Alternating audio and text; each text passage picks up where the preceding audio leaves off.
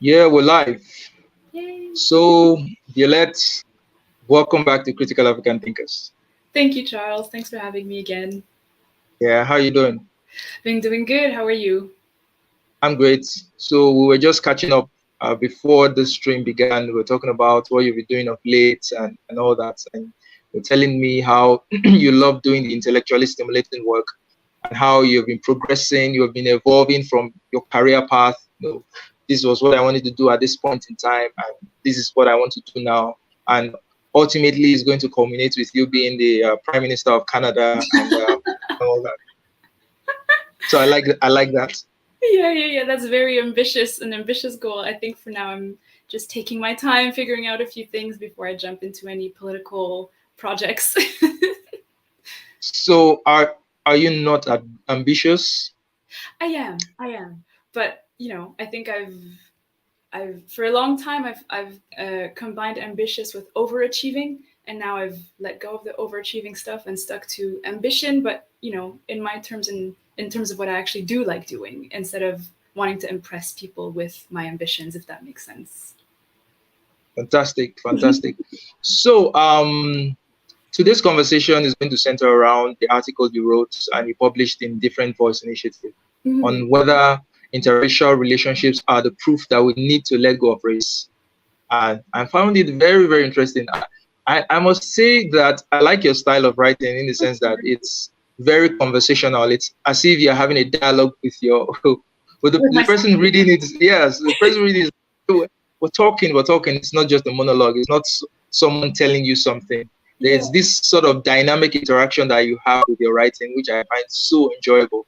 So I wanted to ask, who were your influences? Who were your greatest influences in terms of writing? Who influenced you the most in your writing style? Who do you look up to and all that? You know what? I think a lot of my influences are mostly fiction writers. I think I like the storytelling aspect that I try to infuse in my writing style. I think the topics I choose to write about can be very heavy to read, and so I choose to try to add an element of storytelling. And people I enjoy reading from are authors like Toni Morrison, Jasmine Ward, and Zora Neale Hurston. I enjoy their storytelling style, and they're huge influences of mine. In terms of like more academically academic influences, I think I enjoy reading Jordan Peterson a lot, and the way he speaks also I try to emulate in my writing, in the way I formulate my thoughts. And so those might be a couple of influences of mine. Impressive. So do you have any works of fiction? Do you have anything coming out? Are you writing a novel or something, or you're just more interested in social commentary and for all now that? It's more social and cultural commentary, but I do think I'd like to dabble in fiction at some point. Yeah, That would be cool.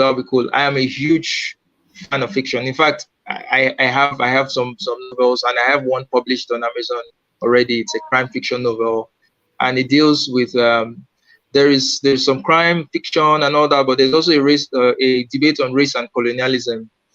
So it's quite an interesting read. So maybe I'll send a link to you afterwards so you can check it out. Yeah, definitely. I'd love that. Yeah. So I love to write. I love to read.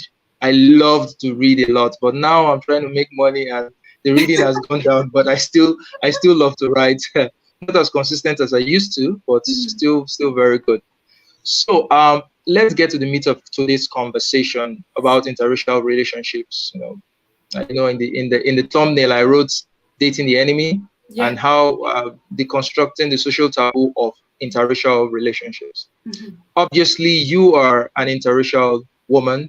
So what's in this mix we're seeing here? What's ethnicities or what race has produced this beautiful, enchanting, brilliant mind and human being that's standing before us? Oh, thank you, Charles.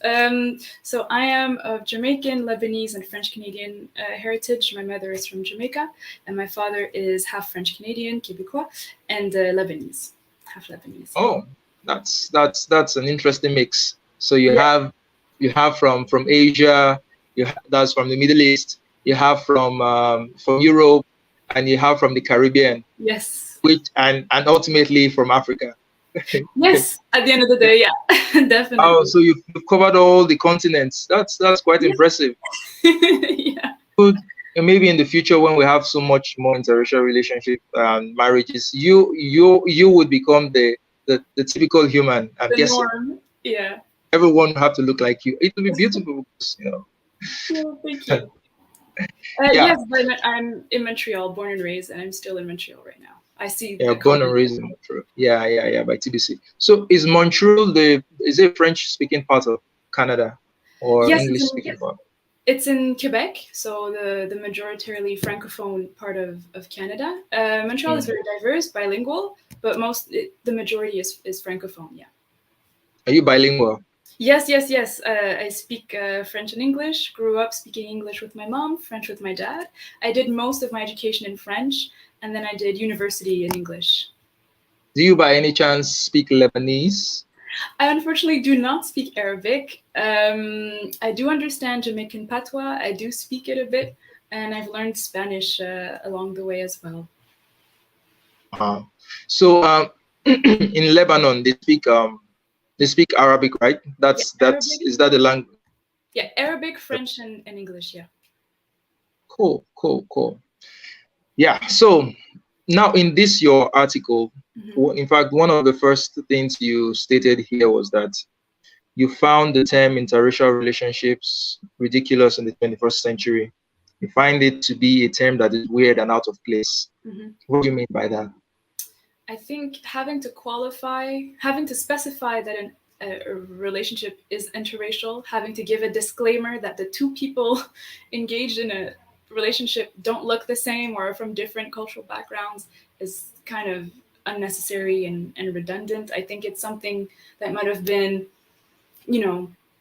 of the time back in the day when it was a huge deal that two people of two different skin tones dated or are together. But I think that, in this day and age, it's something that we shouldn't have to specify. So in this day and age, it shouldn't be a source of, it shouldn't matter. It shouldn't even come up in a conversation about relationships. And obviously you are proof of that because you are a product of interracial relationships. Yes. And so were there any particular unique experiences you had growing up as an interracial kid? Did you ever fit in? Did you ever struggle to find an identity for yourself? I mean, am I white? Am I black? Am I Arabic? Am I what? And all that. No, not at all. I think my parents did a great job at raising my brother and I in a way where our the color of our skin or our race or our cultural background, isn't of importance. It's a part of who you are, but it shouldn't be the main point, the main center of your identity. I've always was around an extreme diverse group of people, whether it was friends, family, neighborhood, school. So my racial identity was never, a thing for me. However, as I grew up being a teenager and, seeing on social media this whole thing around race kind of growing and stuff, I tried having a racial identity crisis, because I thought it's what people were supposed to be doing. I saw other people doing it, so I thought maybe I should as well.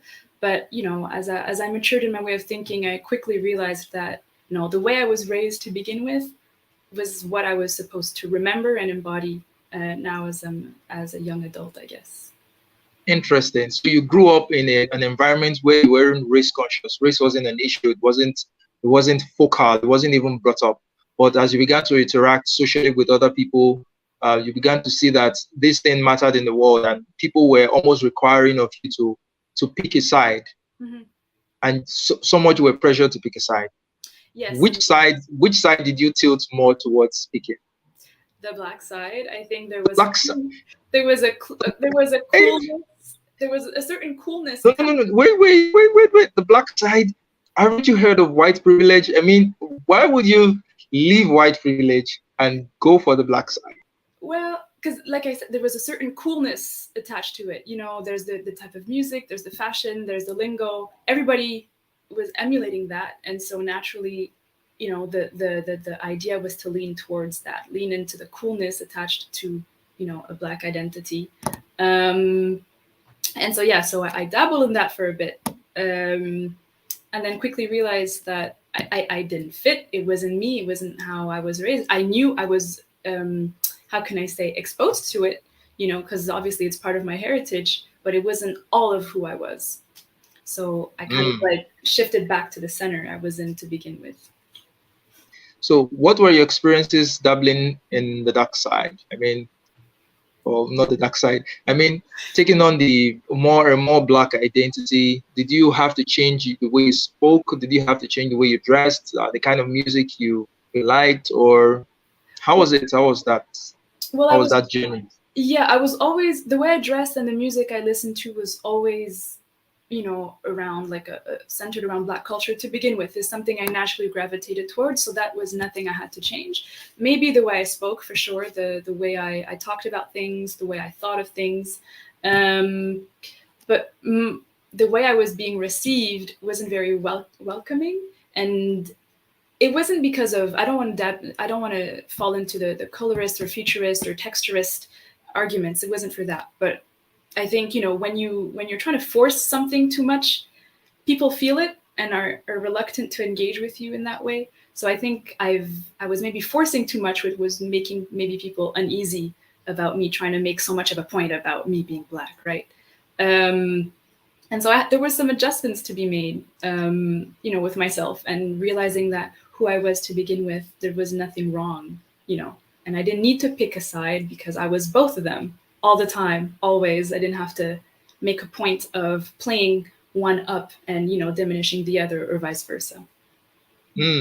So you were trying to be authentically Black, but in trying to do so, you were trying too much, and you came up as, trying too much and almost not Black, like inauthentic and all that. Maybe.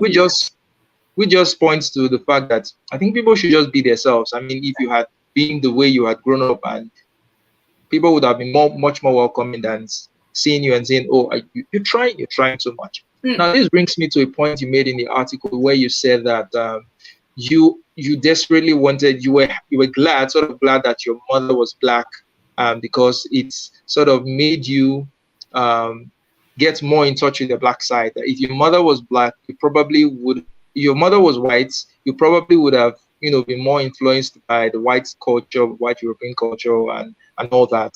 But so even as you were growing up, I remember you saying that race wasn't so much of an issue. But why was there that consciousness of you being glad that your mother was Black so that she can teach you the things that are seen to be traditionally Black? Why was it important to you? That comment was made based off of, like, it was a running gag amongst, my peers, Black peers, especially mixed people. It's a joke among the community, where we tend to say, like, yes, when the mother is the Black parent, it's a good thing, because then the mixed child out of that interracial union won't be as culturally clueless. And in talking with a close friend of mine, we kind of untangled that and kind of dispelled that ridiculous preconception, because she's mixed as well, but her mother is white and her father is Black, and she's just as culturally hip as I am. Like, she knows just as much as I do. And we were initially laughing about this because of how ridiculous it was. And she brought up a very interesting point, and she says, I don't understand why there's this assumption that the white parent in the couple, in an interracial couple, is seen as a cultural blank slate, and that I don't understand why the responsibility lies on the ethnic parent to bring the culture to the table, right? And it was a very interesting comment and remark, and it's true. It's a weird thing we do when we assume that when the Black parent is the one, or the ethnic parent is the one to have to bring the culture to the table, but the white parent also has their own cultural heritage to share and to pass down to their children. So that was initially a very bad joke I realized I was partaking in, but personally, I never thought of that, but it was something I internalized from what I saw and what I heard from my peers. Talk about social conditioning. Now, It almost seems as if right now, Black culture in the West is almost matrilineal, or is almost, let me not even say matrilineal. It's based on the racial identity of the Black parent. So if you have a Black father and a white mother, you're Black. If you have a Black mother and a white father, you're Black. But it's sort of different in a place like Africa, where it's very set, it's patrilineal. If you're of mixed heritage, you take on the ethnic or the racial identity of your father. So if you, for example, if you're African and your father is Black, your mother is white, you'll be seen as you're an African because your father is obviously Black. If your mother is the Black one and your father is the white one, you would still be seen, but you would not be seen with the same level of acceptance as the child whose father is Black. That is very interesting. Because, yeah, we feel that however white looking you are, as long as your father is Black, yeah, you're one of us. But if it's your mother that's Black, like, this is a white kid. So that's how, yeah, that even in terms of ethnicities, people take the ethnicity of their fathers. So you have your mother's tribe, you have your father's tribe, but you have to identify with your father's tribe. That's who you are. That is exactly who you are. And it just seems interesting that it's somewhat flipped in the West. Yes, but I think part of that flip is due to this double standard we have about interracial relationships. So if a Black woman is dating a white man, for example, she gets a pass because, it's okay for her to do it. Whereas if a Black man is dating a white woman, he's betraying the race type of thing. And so, the preconception of, or the ridiculous assumption of, if a child is mixed and the mother is Black, it's a good thing because the mom stays true to her roots and will pass that down to the child. But if the child is mixed and the father is Black, well, the father, being the traitor that he is, will not have passed on his cultural heritage to the child. So that's where I think it stems from. So it almost seems as if the woman is the route towards cultural passing on a cultural tradition in the West. So it's the woman that acculturates the child or the children. So it matters a lot, the race of the mother. So for Black people, just like with Jewish people, where it's almost matrilineal, if your mother is Jewish, then you are Jewish. Yeah. So it seems as if they feel safe that, once the mother is Black, the child is not going to be lost. The Black culture is not going to be lost. The child is going to get those culture. The mother is going to pass it on. Yeah. If it's the other way around, the father might not play so much of the role in the raising of the child in terms of the culture and all that, and the white mother might have more influence in doing that. So that child might become lost to the culture. Don't you think that's a sort of a logical point, seeing that, well, we want to perpetuate our culture and we know that the woman is the driver of it. So it wouldn't be much of a problem if the woman is Black, but it becomes sort of a problem if the woman is white. I see there might be a question. Yeah, Wolf said, "Hey Charles, been a while. Question for Violette. I'm mixed with African Black father, Cherokee Native, and white European. Do you see similarities in Black culture in Canada with the natives there?" What kind of similarities? To add, my grandfather on my dad's side is half Native and half African. My mom is white European. So SKC also asked, did Violette find any negative aspects of Black culture? So we'll take it one after another. Let's try and understand what Wolf is. The question Wolf is asking. He said, I'm mixed with African Black father, Cherokee Native, and white European. Do you see similarities in Black culture in Canada with the natives there? Okay. They're natives, obviously, in Canada, right? The native. So we do have Indigenous communities up in Canada, obviously. Wolf, if I understand correctly, are you asking if I see any? Let me post the link so that Wolf can just come in and ask you his question. Sure. Because my initial understanding of the question might be if I've noticed any similarities between Black culture and Indigenous culture. Wolf, you can call in. If he wants to specify. Yeah. So before Wolf calls in, let's check SKC's question. It says, did Violette find any negative aspects of Black culture? Yes and no.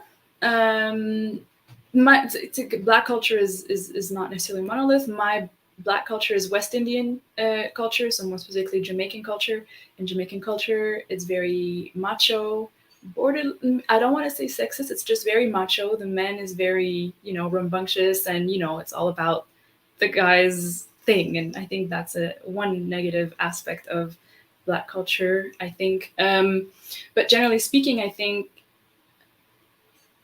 the main negative aspect, if I could call it that, is this like huge emphasis on this politicized racial identity where being Black matters so much about who you are, when in fact it's not that true. If you peel back a layer, there's still the individual behind that. And if the individual isn't a good person, well, then being Black doesn't matter, right? And the group membership that it requires of the people in the community and stuff like that, I think is way too much. It's unfair to ask of people, and the expectations they lay out for Black individuals they're unrealistic, they're inconsistent, and it's unfair to require them of individuals, I think. So in essence, the politicization of Blackness. I mean, Blackness becomes more than a racial identity. It's now a political identity. Yeah. And just like a political group, there are certain creeds, there are certain practices, so there are certain positions, ideological positions that you need to possess to be a part of that group. Exactly. And it's a weird mix in the sense that you're naturally part of the group based on your heritage. But also, because of your heritage, you are supposed to subscribe to certain sets of ideals as a must. It's non-negotiable. And if you don't subscribe to those ideals, you are seen as a sellout to that group. Exactly. That's interesting. That's really, really interesting. So how do we move past this politicization of race? I know Dr. Mason is doing excellent work with, trying to get us to do away with this concept of race itself, and just see ourselves as people instead of skin color, which confers no value. It doesn't really tell anything about anybody, for that matter. I mean, you will be regarded as culturally Black, or you be regarded as Black, but it doesn't really tell anything about whether you. Okay, I am Black too, and you are Black, but our cultures are as different from each other as as the European is from my culture. I'm just as different from you culturally as I am from the European, even though we'll technically be regarded as Black, right? So what does Black even mean then in that sense, and what does white even mean in that sense? Because the Southern Europeans, they are whites as well, but their culture is also vastly different from the Western Europeans or the Northern Europeans. So it doesn't really tell you anything. It's just the descriptor. Exactly. And I think, you were asking, like, what can we do to help people detach from that, association of race and identity? And I think a huge part is individual work, right? It's personal. It's a personal journey that one has to go through. But I think a first step would be maybe adjusting the way we view history, because a lot of it is, I guess, framed in a way where oppression is the main how can I say, oppression is like the main pillar of Black history. Slavery, the transatlantic slave trade, all of these things, colonization, are used as like pillars of Black history, when they're human history. They're part of, I think, just human behaviors that we've been engaging in for years, centuries, millennia, right? And so I think kind of detaching from the way we view history, stop bringing the past into the present, and just adjusting our relationship to history as a whole is a first step, I think, that needs to be done in order to even start considering what it would be like to be raceless, right? And second, maybe understanding that, what we know as race today stems from racial hierarchies that were created during colonization to oppress as many people as possible, right? Yet we've spun that in a way into making it in this empowering identity thing when it was created to begin with to divide everybody, right? And so I think being honest about these things is an important first step. I mean, see, the truth is, I get it. I get the terrible history. I get and I remember there was a time when I was growing up. I was about 11, 12 years old. I read Roots by Alex Haley. And by the time I was done reading Roots, I was so mad. I was so angry. I was so mad and angry with European. I was vexed in my soul because all the description of the things that happened in that novel was so terrifying that one group of people would do that to another group of people. And for the longest time, I really wanted payback. I really wanted the white man to suffer. The British were, particularly the British, because Nigeria was colonized by the British. So I had that animus towards specifically the British people. I really wanted them to suffer that much. But as I grew up, I began to understand that, look, yes, they did that, but you can't hold people today for the responsibilities of what their ancestors did. And that's if they don't continue in the ways of their ancestors. If they do, then that's a problem. But you really cannot hold them. You don't pass down. It's not original sin. It's not like the sin of the Garden of Eden where it's passed from parents to progeny. You understand? Exactly. So everybody has to be responsible for their own actions at this particular point in time. So there should be a term limit. We need to let go of these things and just ask the question, how do we heal? How do we move past this? Because you cannot go back and fix history. Exactly. What is done is done, right? So, but what we can do is, how do we proceed forward? How do we have a fruitful conversation? How do we have fruitful relationships with people who look different from us? Because we are all essentially humans after all. We're all humans after all. And we have this planet. No one is going to leave the planet for the other. We're in this ship together. It's like in a boat and all that. We're in this boat together, so we have to find a way to survive with each other. But when it keeps coming up every second that this, the history keeps being brought up, it's in a way, it stifles progress in the sense that, of course, there are also some challenges. There are also some genuine challenges that we have with racial relationships, but because of the crying of wolf all the time, the force of the force, some people might just look at it and be like, everything these guys are saying is false, is trash, is this, so we're not going to just pay any attention. And the other side might be feeling attacked, so they're not even willing to listen to even the genuine concerns anymore because they feel that everything is made up. And when people become emotionally charged, you cannot have a fruitful conversation. So, that's what we're trying to do. How do we move past that so that we have fruitful conversations as humans?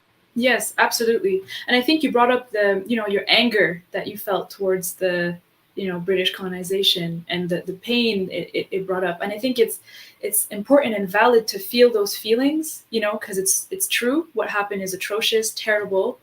But to move past that pain, to accept it for what it is, and then look at what can we do beyond that, right? So, yeah. I think let me just respond to this clarified question. His comment.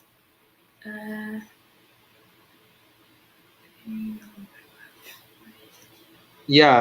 I think he do you have a better understanding of his question now? Yes, definitely. I mean, I see what you mean. I haven't engaged in a lot of, indigenous culture, so I cannot answer from like a personal perspective.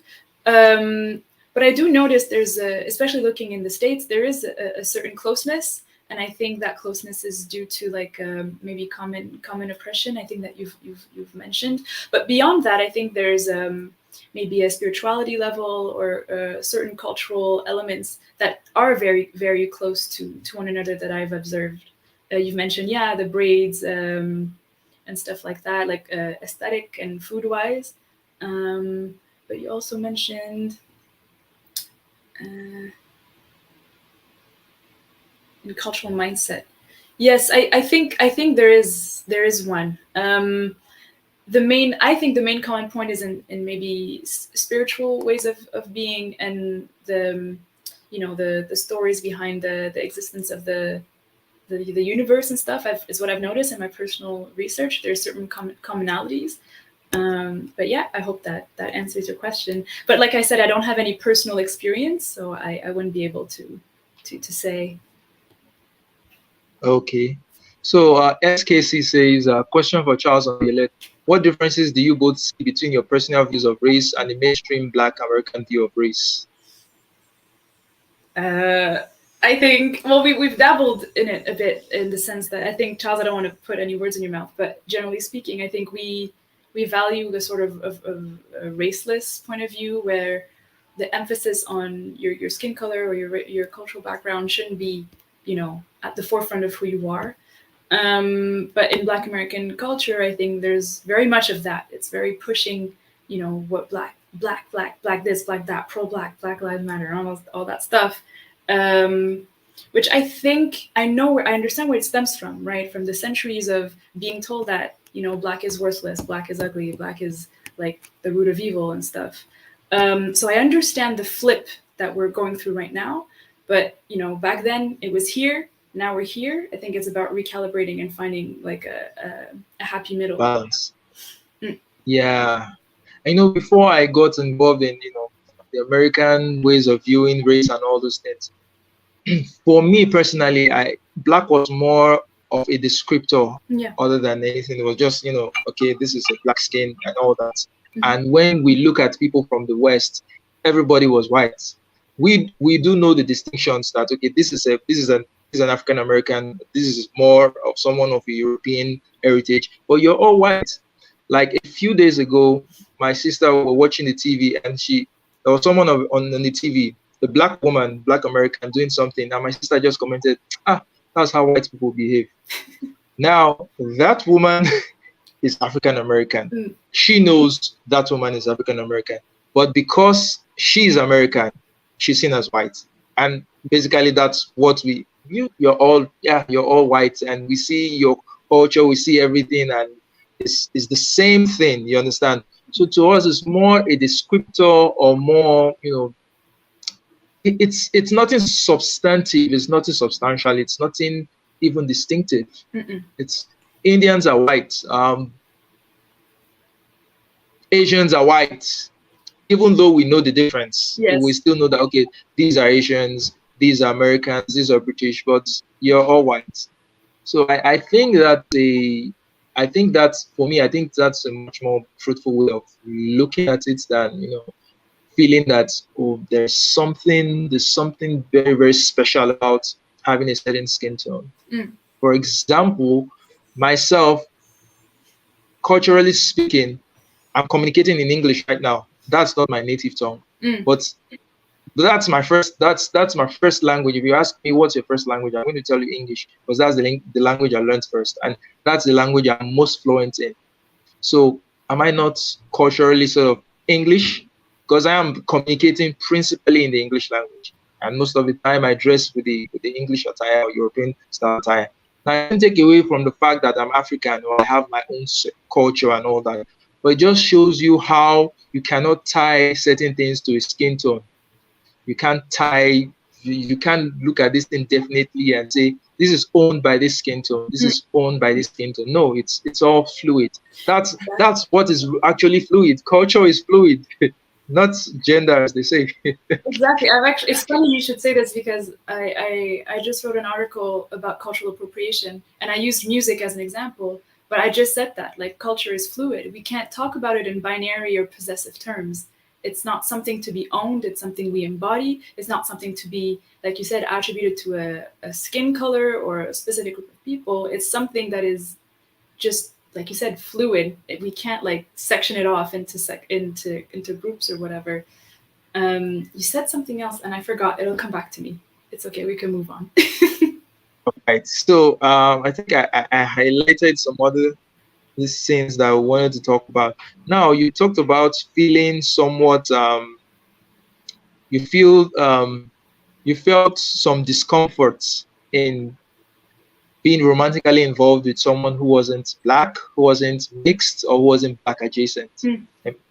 Typically, you were referring to the white person. You felt some sort of discomfort having romantic relationships with a white person.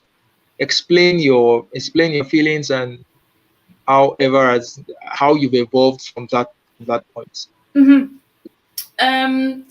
Yes, I just want to precise. I felt that way when I was younger and much more immature, so that's where it stems from. Yeah, I felt uncomfortable because I believed that a non-Black person wouldn't understand me, given that the cultural heritage that I have, they might not find any interest or just understanding in who I am. And so I thought that by dating someone who's mixed or Black or what have you, or just not white, there would be this mutual understanding and relatability of like, okay, we're from a different culture that isn't white, so we get each other. But I learned very quickly that's not the case. Not all skin folk is kinfolk, right? It doesn't mean that we're the same tone or from the same, culture, that we understand each other beyond compatibility, personality-wise, right? And so in peeling back that layer of, superficiality of just skin color, I realized, well, no, it goes deeper than just being of the same race or the same culture, right? Yeah.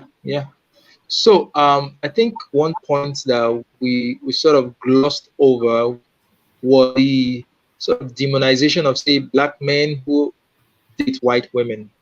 I've seen them as sellouts, like you're a sellout to the race, but it's almost okay for Black men to do that, but not for the Black man to do that. Why is that sort of double standard being imposed on Black men? From what I've seen social media, from what I've heard my peers say, from what I've experienced to a certain extent, the demonization of Black men dating outside their race comes from a historical, fact. Back in Jim Crow, a Black man dating a white woman could get killed, right? And, venturing off past colored lines could be a death sentence, and it was very dangerous. Yet we've seemed to have, I guess, kept that up until now, up to the present day. And when we see a Black man with a non-Black woman, we assume that he's trying to run away from who he is. It's self-hatred. He's selling out. I still don't understand why we go there, right? I've heard some young Black men say, "Oh, I don't date Black women. They give me too much attitude. I can't handle them." Da da da da da. But is that true though? Is that true? Are Black women that combative? Do they give that much attitude? No. They're associating a Black woman having attitude because they can't handle someone checking them. They probably haven't been disciplined when they were younger, and they can't handle someone telling them, listen, you can't act that way with me. Or they can't, what I'm trying to say is they're attributing a personality or a quality or a flaw to a skin color. And if they took the time to really sit back and untangle that, they might realize, okay, it has nothing to do with that woman being Black per se. It's just, I have trouble with certain traits, and that's something I need to work on. But no, they just go the easy route and associate qualities and flaws with skin color. That's really interesting. I've never thought of it the way you just put it. And it sort of makes sense because it would be remiss to say that most Black women act in a certain way, when obviously the definition of what it means what the criteria for being Black is so, in fact, being white has a much more restrictive criteria than being Black. So being Black can range from anything from yourself to someone as dark as me, and there are different interchanging between it. So there's no way you can tell me that in that sort of diversity that most of the women will have this trait. It's not possible. Exactly. So how do you come up with saying Black women are this? Possibly because of maybe the way the media also portrays. The media drives or feeds off of controversy, feeds off of controversial stuff, of toxic stuff, so they can just blow out. And it's true. And most of the exchanges I have seen of the representation of Black women I've seen in the media is someone who is very combative, someone who is confrontational. And for a fact, most men don't like that. Mm. Most men would rather not deal with a woman who is confrontational.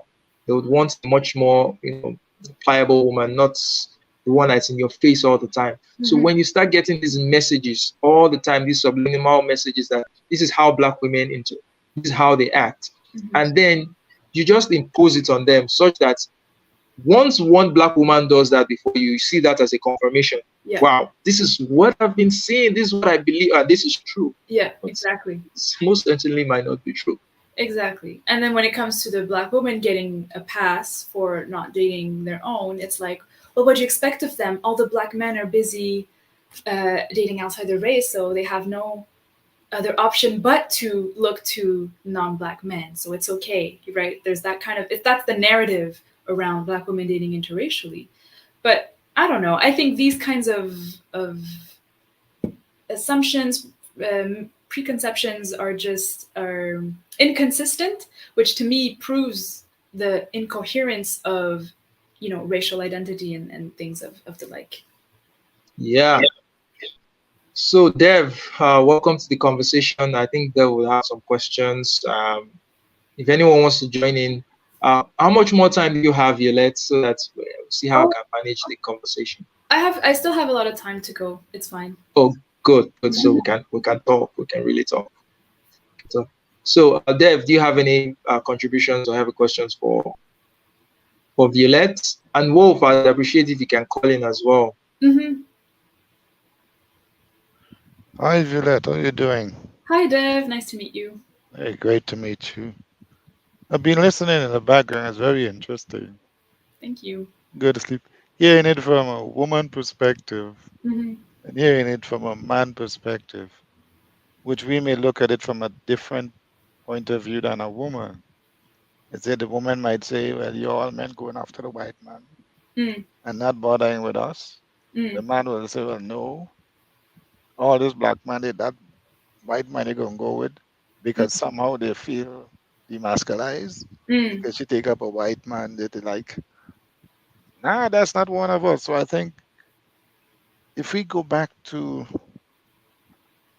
where this all stemmed from and what's the purpose for it when that was instituted, what is the purpose? What were they trying to accomplish? Then we will get a better understanding of why am I allowing myself to go down that road? Because their intention was this, but we have taken it way beyond what it was intended for. Agreed. Now we're going at one another. Now there are racial wars. So it's something that we have, as you said, individual, we have to think about it and ask ourselves question.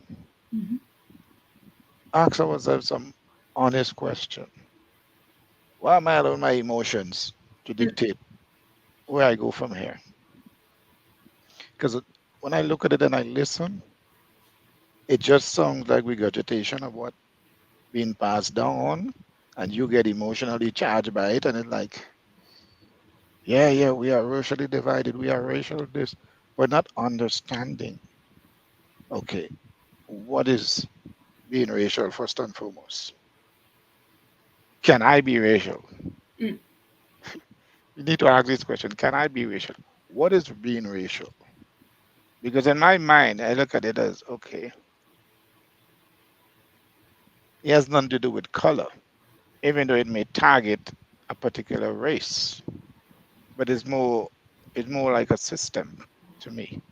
It's more as a system where you try to marginalize a particular race of people for whatever reason. Yeah.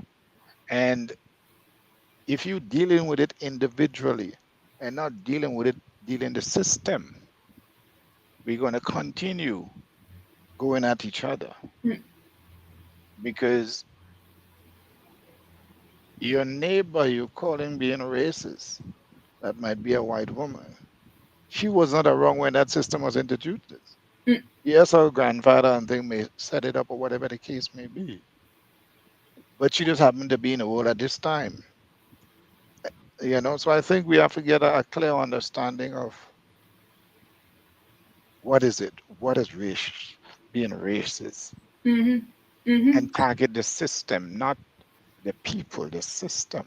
Right. And once the system crumble, the people whosoever behind it will also crumble. Exactly. And I think to that point of, what is race, what is racism, we need to look at that, the root of it, how it came about. And we also have to understand that the system that they've came up with and implemented, they just did it. We believed it and we ran with it, and we continue to perpetuate what it was trying to do in the first place, right? We're still doing their dirty work, and we have to realize that we have to stop, right? And that asks for a lot of introspection and looking at harsh truths. And so not everybody is ready for that, which I can acknowledge and respect, but I think that's an important step to take for sure. It is self-evaluation. Stop listening. It is evaluating yourself and understanding is how this is going to benefit me. What this is going to do for me and my family and my, way of moving forward and being productive and being the man that I'm supposed to be or the woman that I'm supposed to be. How this is helping me. Not just another distraction. Exactly. So you have to, as you say, individually and collectively as a family, sit down and talk about it and ask the hard questions. Don't afraid. You have to ask the uncomfortable questions. You need to ask it. Because I think a lot of time we don't want to ask those questions and we shove them under the rug and it come back at the end and deal with us severely. I think if we don't ask those questions, who want to be uncomfortable, let them be uncomfortable. You want to last for a while. So I'm saying, but you have to target a lot of things. And I think in our Black people family, there's a lot of questions we haven't no answers for. We haven't gotten answers from our parents and grandparents, and so there's a lot of things we facing as a younger generation that they have a lot of answers for, and they're not telling us. See what I'm saying? So we grew up with the same stupidness like them, and just repeating a lot of the same foolishness. Yeah. Agreed. The same foolishness. That's what it is. Yes. Yeah, it's a bunch of foolishness. Yeah, for sure. All right. TBC, let's hear your thoughts. Then SKC, we hear your thoughts. All right. Hello, everybody. Hi, blessings. Hello. Yeah, greetings. So, I just wanted to say that the one thing I've noticed, at least like in the Western countries, is that white people are afforded the ability to be individuals, whereas if you're Black, you're expected to have a certain opinion and act a certain way and all these other things. And it's actually Black people and white people as well as other races enforcing this mindset as well. And it's ridiculous because that is falling into the same trap of how, the racist people in the past or even today as well expected or assumed Black people act the same way. So that's the same mindset you're proceeding to your own race. And it doesn't serve anybody because it takes away the individualism of the person. And I always thought that was ridiculous, but many people fall into this. I think they feel the urge to want to fit in, especially when they're younger as well, but adults as well. So it's just an unfortunate thing I've noticed. Wow. So Violette, you want to respond to that? Go ahead. Yeah. I think I totally agree with you. And it's funny because we hate being stereotyped, but we're busy stereotyping ourselves and others all the time. Yet we don't like it being done to us, but we're doing it all the freaking time. Exactly. Like this weird double standard that we do. It's like this, I don't know how to call it, but we're stuck in this weird loop, thinking that we're doing a good job of, solving the problem, but we're perpetuating the problem constantly. Exactly. Yeah. So before SKC will jump right in, what's the question which I think we should address? He says, do we think some whites are getting with Blacks due to white guilt? Are some white people, trying to be friends with Black people, dating Black people because they feel guilty and they sort of they think that by doing that they're making up for something? I think it's a mixture of That's funny. a mixture of all the above. I believe it's a mixture of all the above. Because when I Mm. was growing up, they have a area where a lot of white people live called Ansapine, and their children used to want to come and hang with us, and I was like, you not even belong here. You not even belong here, because it's a whole different demographic. You come and you hang around us and you stand out. See what I'm saying? But they like to come around and they like to come around and I didn't understand it then, because to us, okay, they got the money, let them come. But as I get older and I look back and it's like, okay. Because they used to come and pay us to protect them. I'm Mm. serious. They used to come and pay us to protect. I think they want I don't know if it's the image of being tough. Because, being tough because, we was kind of tough back then. Mm. So they like the being around the tough guys. And they come from wealthy families. And they will come there and hang and pay us to be around us. And I was like, oh, that was easy money for us. I was like, okay. But as I get older, it's like, oh, okay. Being around you is come like, you're not going to look at me in that way Mm. anymore because I'm kind of part of you in a sense. Mm. That's when I look back. I could see it from that perspective. But what you said, Chai, is a bit of all. Okay. So, SKC, let's hear you. Oh man, thank you for having me on, Charles, and nice to meet you, Violet, and Oh, Dev and hey, TBC. welcome. Charles, I came across your channel, Charles. I think it was a few months ago. You had a very interesting conversation with a young lady, and she was writing a counter to I think it was called the Eight White Identities, and Like, I thought it was just, yeah, I oh just yeah, thought it yeah. was She was a writing a very counter to. Yeah, yeah. yeah. I was able to read it. It was a delightful read. I thought she did an excellent job with that, and I think you interviewed her well. But I, I'm here in Texas, in the U.S., and Mm, there's I would say in Black America there is a much more supercharged view towards interracial unions of all sorts. And I think Violet was correct in stating that there's this different viewpoint towards Black women dating outside of their quote unquote race and Black men doing the same. Um, I was just wondering, like, have you all heard of these type of movements in the United States with Black Americans that uh, push like a Black love type of movement? Mhm. And if so, what do you guys think about that? Mm. Well, ladies first. Throwing me you to the just throw, wolves here. you just throw Um, under the bus. I think, yeah, this whole Black love thing is very big on social media. So I have a good sense of what that entails. Um, hmm, I think the essence of it is okay, but the way they're going about it is kind of um, awkward and pushing. Like, having to specify Black love to me is very strange. It should just be love, right? But I get where it's coming from.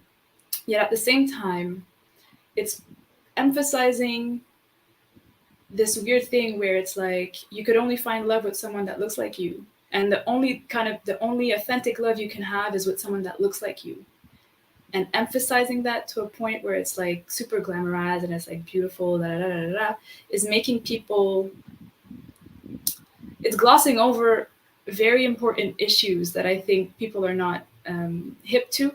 They're not realizing they're falling into this trap of just leaning into the fact, well, I'm Black, you're Black, well, then obviously this is going to be the most beautiful relationship, skipping over compatibility and personality and do I actually like you beyond the fact that you just look like me, type of thing, and we could just relate on a cultural level. Does that make any sense? No, that Yeah, that it makes does. a lot of sense. I I feel the same way. I don't understand why the moniker or racial designation black is put before love. That seems quite odd to me. But I just wanted to see what other people thought, and perhaps your thoughts, Charles. So Yeah, you're definitely going to get my thoughts. Well, let's go around. Dev, TBC, Zach, then I'll Is give. it Charles? Yeah, you get my thoughts. You get my thoughts. To me, it's a kind of we going up, or we getting back up on top, or we want to go back up on top in the sense that, because if you go back into history,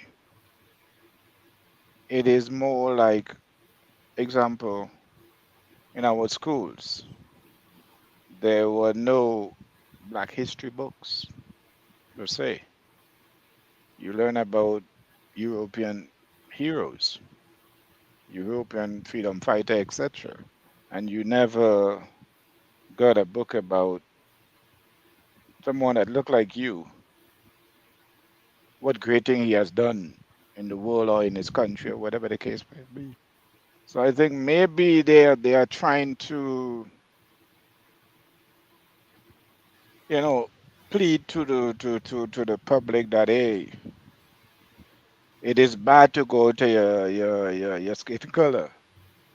It is, and to me, if they had said nation love, maybe I can get an understanding of it.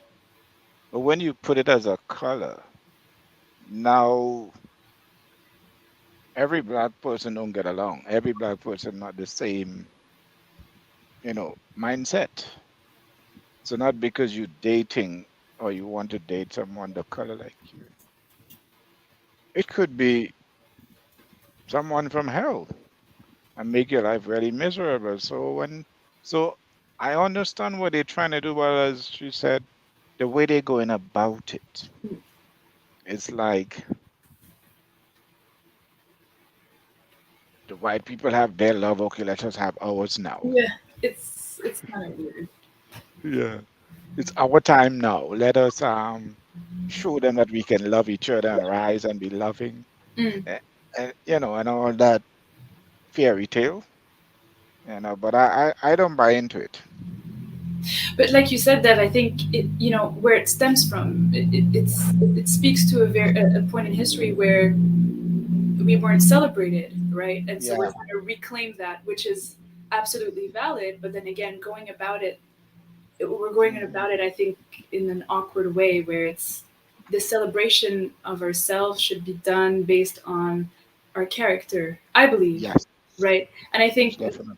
as I mentioned earlier in the conversation, I mentioned an important step in this is also revisiting history, right? And just understanding history in like the most broad sense that we can.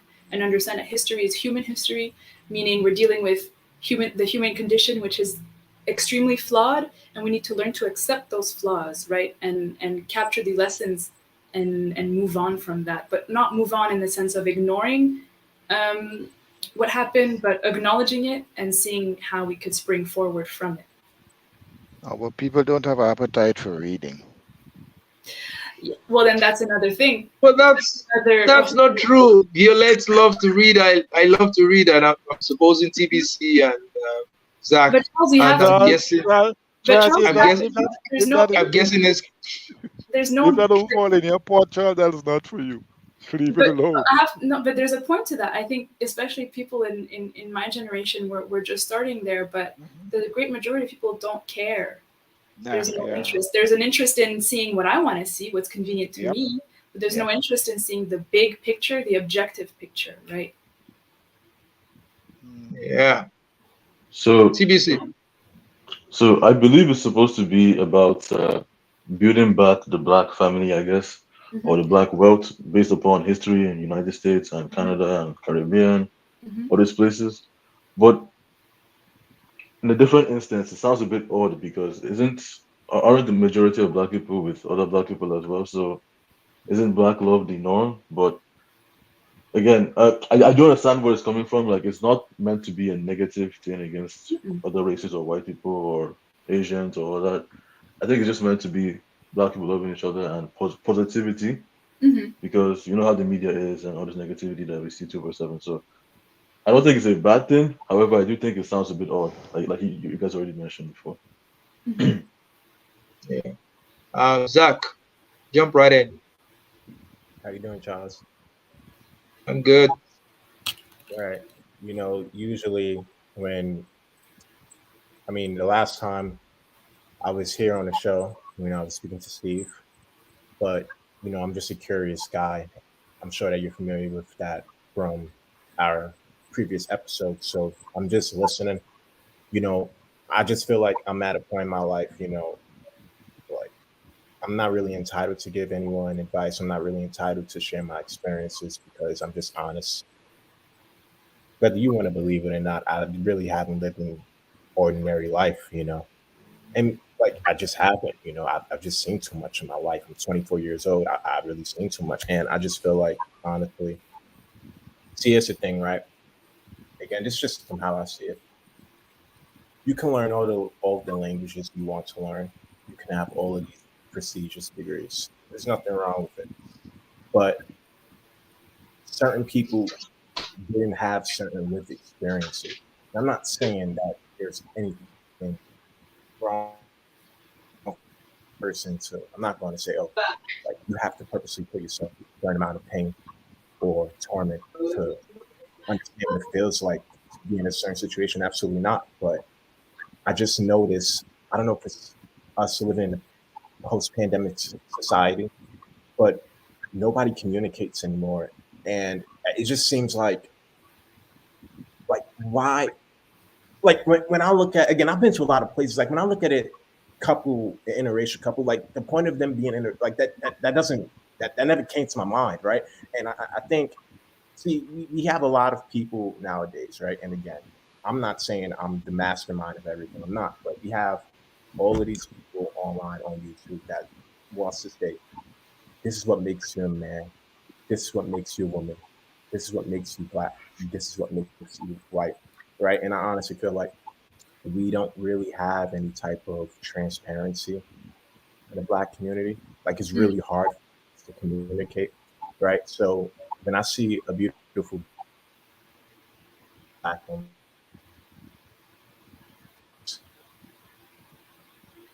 Okay, I think Zach, you're freezing up a bit. Or is it just from me? Is it freezing up? No, it's breaking. He's breaking up. Oh, okay. Yeah, he was breaking up for me too. Yeah. So let me just respond to SKC's question on. Wait, Zach, do you want to try maybe hopping He's still on? going at it. Yeah, maybe you should do that. Just still try. going at it. Yeah. So sorry, 1 minute.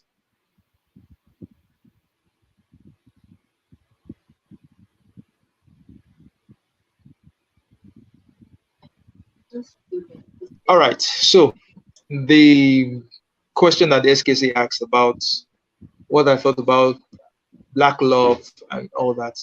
Well, I'm not familiar with that movement. I'm not familiar with the concept. I don't know what it's about.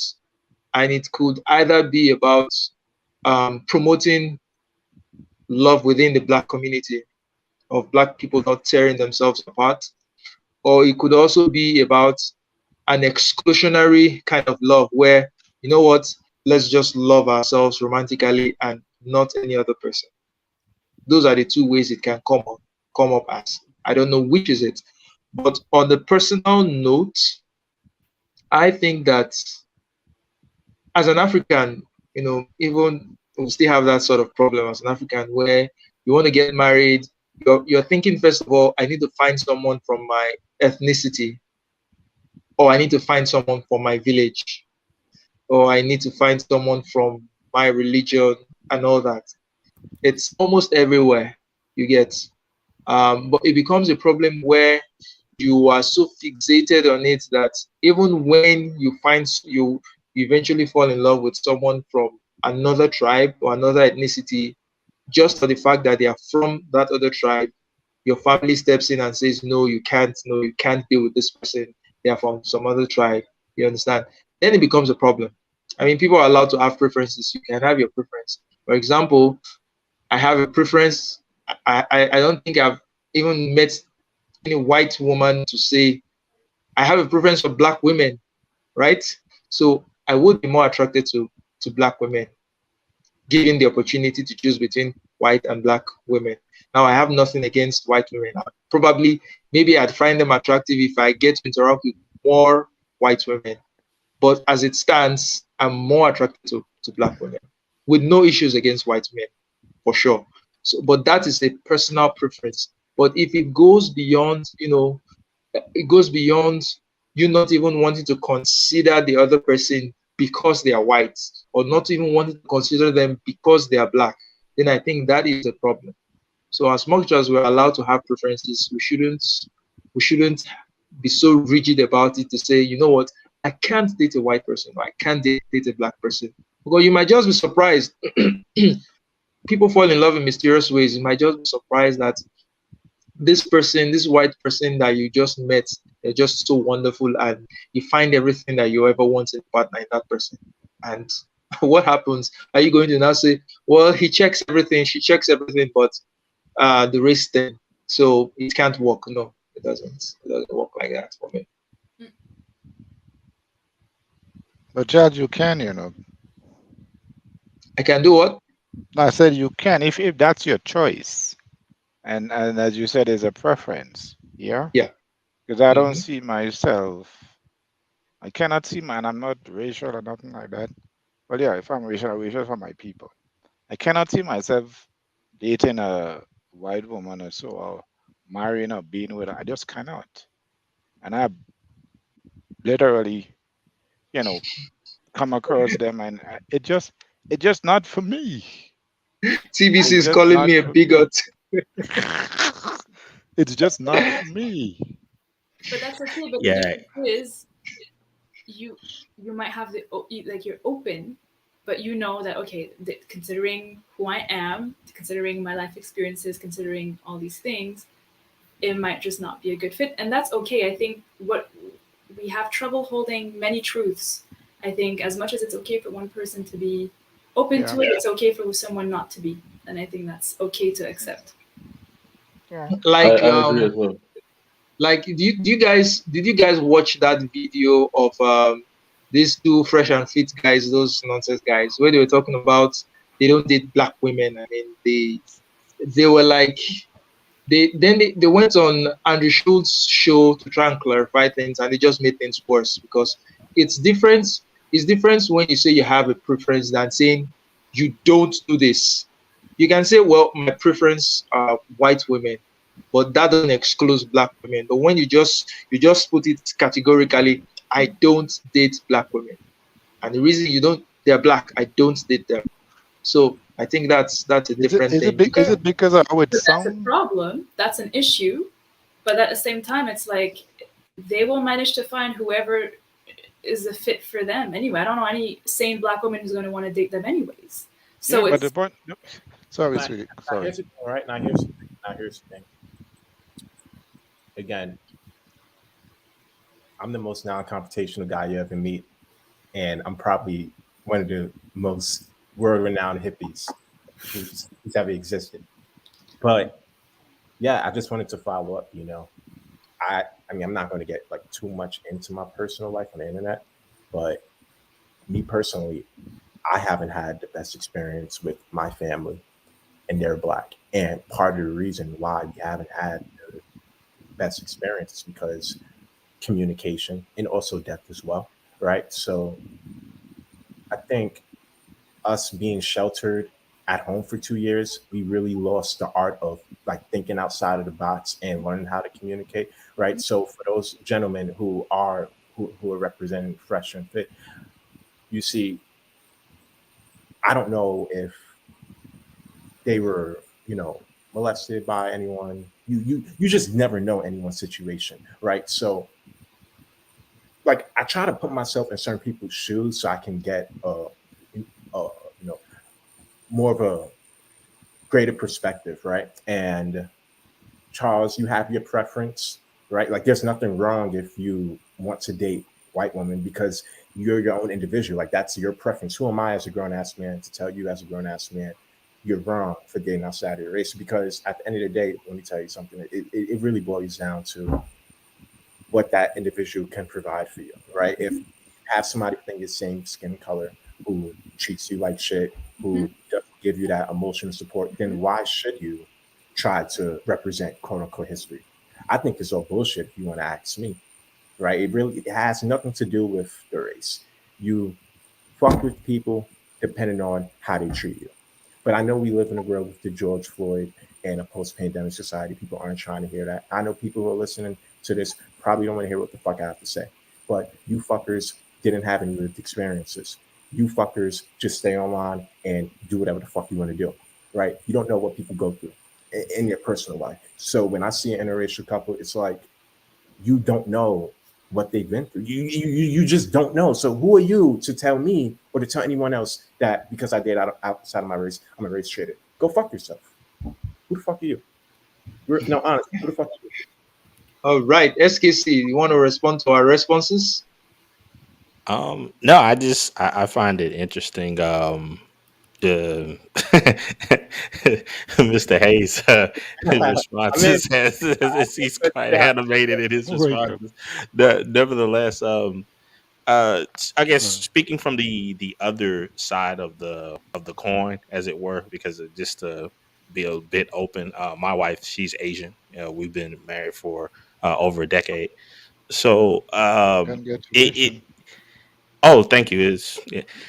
And I just find it interesting how a lot of these conversations take place, and when um, you mention such things to people, I've found in Black America a lot of times people will begin to make assumptions about your person. The whole idea, oh, you must couldn't handle a strong Black woman, that whole thing. All of the racial epithets will come up. You're a coon or something like that, or a sellout. Blah blah blah. Nevertheless, going back to the original portion of the question about the Black love, I think that Black people do themselves a disservice, particularly in America, by trying to put Black in front of love, because it should be just the quality itself. It should have nothing to do with race. And it seems as though when you put that in front of it, you're either implying that some sort of uniqueness to it, or I have come across where people have tried to push some sort of superiority in it. And I think that's a really dangerous portion to come across, because when I'm pretty sure you guys have heard all the genetic arguments and the superiority and all that type of stuff, but I've heard some people who push the whole Black love idea with that in mind, and it just comes off as not only weird but almost not almost it comes off as quite racist. Yeah, yeah. I mean, imagine if we have something like white love, and It is and there. People would be oh, happy. People would. there's It's already there. Yeah. there's white love. Yeah, man. There's Oh, such a thing. tell me about it. Tell me more. Yeah, man. It's all over the television, man. But they don't name it. They don't exactly, but they show Really? it. They put it in your Oh, face every day. I mean, because the thing is, it's like the Black love thing is trying to be like a counter reaction to the norm and the norm being white love, Exactly. as Dev is Mhm. suggesting. But if you look on Because the it's because television, media, it's strictly white faces that portraying they love the soap operas, the this, the that. It's yes, strictly white exactly. people. Representation isn't there, and so No, no, but no. I don't buy that. I mean, No, I but I'm really just don't get. yeah, but I know, I but I'm really just don't get saying. the I was Go playing ahead. devil's advocate. Charles, I think I'm except leaning towards your perspective, except but except we're talking about a place like say Jamaica, and you're having overrepresentation of white faces, and which to me still, I mean, isn't really a problem because it's not the color of the person's skin that really matters. Is what are they saying on TV? Is it something that makes sense or doesn't make sense? So are you trying to tell me that we must get an equal amount of representation? For example, say black people are 13% of the US population. So if you want to show people on TV, on adverts, you have to make that calculation such that you get 13% representation. How does it really work? And also to the fact that you know that most Western societies are mostly dominated by white people in terms of numbers, even in terms of being in institutions, and so you would expect that such things would happen. But it doesn't really matter to me who is being shown on the TV. It doesn't really matter to me as long as the message they are passing across is not detrimental. I was talking with I don't know which of my white friends I was talking with the other time, and he mentioned something about all the adverts on the TV is now saying they're just showing black faces, black faces, black faces, and where he lives is a predominantly white place. Then I asked him, I said, why does it bother you? I mean, why does it bother you? Isn't this the same thing you complain about the other side when the other side says we're just seeing white faces, white faces, white faces? So you're playing their game as well. You both are just playing the same game. You're telling it's something different. So why should it bother you that the person you are seeing on the TV doesn't have your same skin tone? What the question is, what are they saying? Does it make sense? I think you could make that distinction once you're a little older. But as a child, for example, me growing up, I think my parents did a good job at showing me cartoons, TV shows, movies with a diverse set of characters. But not a lot of people have been afforded that luxury. When you're a child and all you see are white characters, blonde and blue-eyed, and you don't look like that, it can mess a bit with What's your your point? head. When you Yep. grow up, and you can make that distinction. I agree with you, Charles. I do that all the time. But when you're younger, and it's there's a certain level of importance, not as much as we think, not like we can't exaggerate, but we still need to, you know, not cater to that, but pay attention to that to a Because they certain don't understand. to a They certain don't understand image. What image does to the brain? Yeah. Image plays a great factor in subconsciously. changing. Yep, Right. subconsciously change your thinking. Why you think you bring two dollies to a little black girl, a black and a white, and then she'll quicker go for the white one and the black one. And if you ask her why, oh, that one is ugly. Ew. You have to understand image because she's been seen on television a lot of white faces Mm-hmm. more than she see herself. So that automatically program in her brain that, oh, these are the nice people, these are the beautiful people. Mm-hmm. See what I'm saying? So they don't understand, But and they I think understand that. I think that parents should do a better job of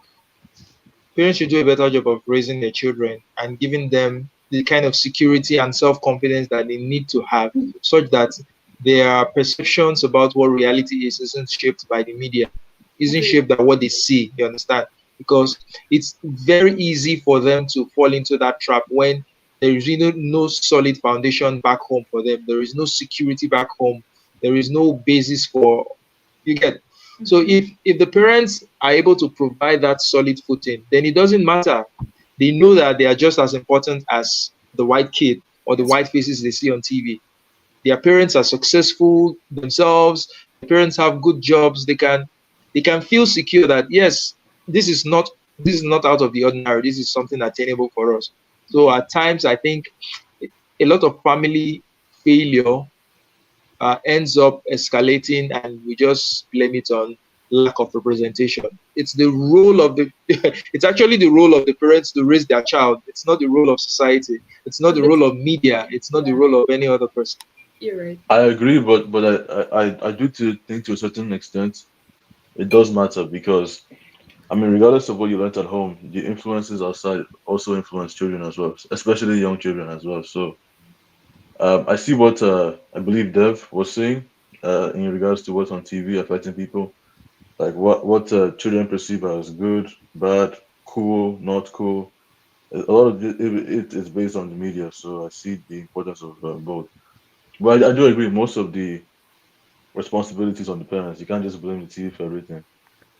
But we should also have a diverse group in the TV uh, to show everybody representation. I guess if that makes sense. Yeah, you're But absolutely right. Now, 'Cause go ahead. correct me if I'm wrong, but Mm. hasn't in the West aren't there representations of?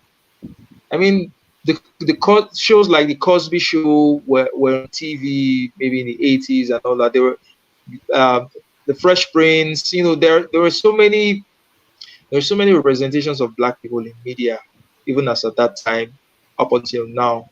Were we saying they were not sufficient, or what was missing actually? What was missing? Oh, I'm not speaking upon that. I'm just saying that the importance of having both, like the importance of the Yes, household being solid as well as the media and yes. everything else. I'm just saying that they both combine to form the child's perception and the identity Perception. in a way. But Charles, back in those days, not many black families had television.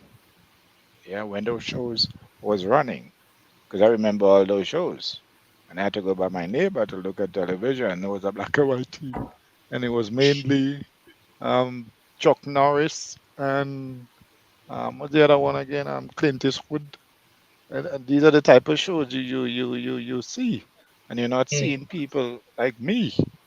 So we grow up, have this thinking in our head that, hey, yeah, boy, Clint Eastwood, bad boy.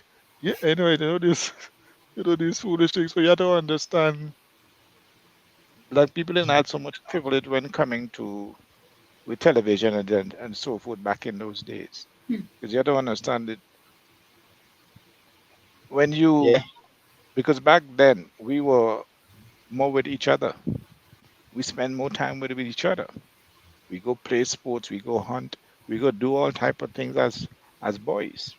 Nowadays, everybody bending down, everybody head down, everybody had joking something. See what I'm saying? When I now, was growing up, the my one train out, get out, go do something, go play, go do something. See what I'm saying? But then we didn't have that distraction of the internet, the cell phone, all these distractions. We didn't have that. We had each other. See what I'm saying? So we Which live in kind a of, different environment. Go sorry ahead. to cut you off, in a way that so because you guys had each other in real, like physically, what the representation on TV didn't matter so much. Nope. No, And it, exactly. and But it, what now, and what it does, it helps us to be creative within ourselves. Because we hmm, are competing among ourselves. You see, because what they call, I think I said that to Charles sometime before, what they call peer pressure today, we used to call it follow fashion. And back then, we didn't want to follow nobody. Because if you come and a code on a guy, do a move that is, as we'll say, better than yours, you go home and come back and, boy, I got to pull Well, something out of the bag and come well, back well, could better. I Go well ahead. could I play devil's advocate for a second? Go ahead, bro. Yeah. Sure. We love devil's advocates. Go ahead. Um. Okay. So would this argument lead to the thought of one saying that they can't enjoy entertainment or gather life lessons or positive personality traits from people that don't look like them? No, not that. can I'm you not sorry? Can saying you what repeat I'm. that? Can you repeat Oh, that? go ahead. Oh, go ahead. Well, I was saying, couldn't the danger of this line of argumentation be that young children couldn't gather positive personality traits, life lessons, etc., from Mm, people that didn't look like them? No, I'm not saying that. What I'm saying is that you grew up in a community, in a culture where it's predominantly black. Yeah. and the culture revolve around black people, and they try to keep it there.